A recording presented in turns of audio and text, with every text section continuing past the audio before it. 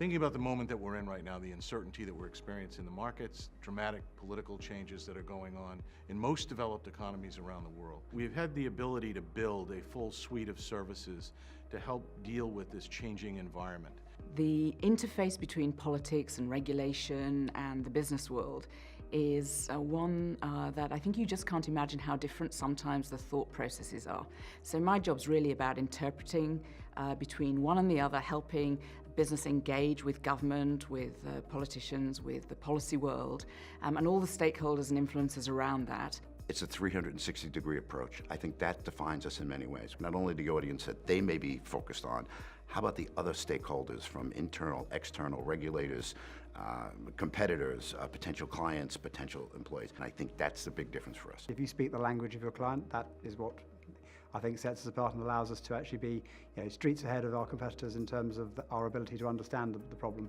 It also helps us to actually anticipate problems. Clients are coming to us obviously for complex communications needs, but those needs are often centered around business or operational challenges that they're having. And I think being a part of a consulting firm is not just unique, but very helpful, not in just addressing the communications needs, but actually getting into their business and helping them solve their complex business problem above and beyond communications. At FTI, you get a customized solution to your challenges. We don't have a rigidity in our approach.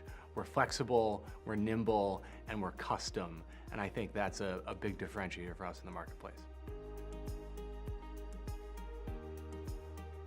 There is no question that the network is one of the main reasons why clients look to us to support them. Anything from Botswana to Czech Republic, to Iraq. Localizing communication is absolutely fundamental. I don't think it's actually possible for us to do this with international organizations without the direct support and input of our local offices. Unfortunately, in FTI, we have a fantastic network.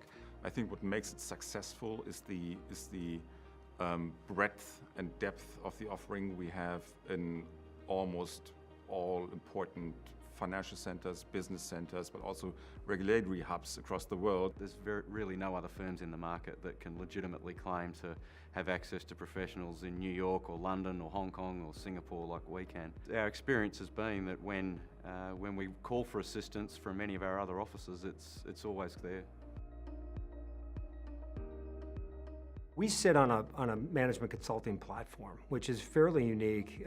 It's very unique in our space. We're not owned by a big advertising agency. We don't think about our world as being sort of the traditional PR business.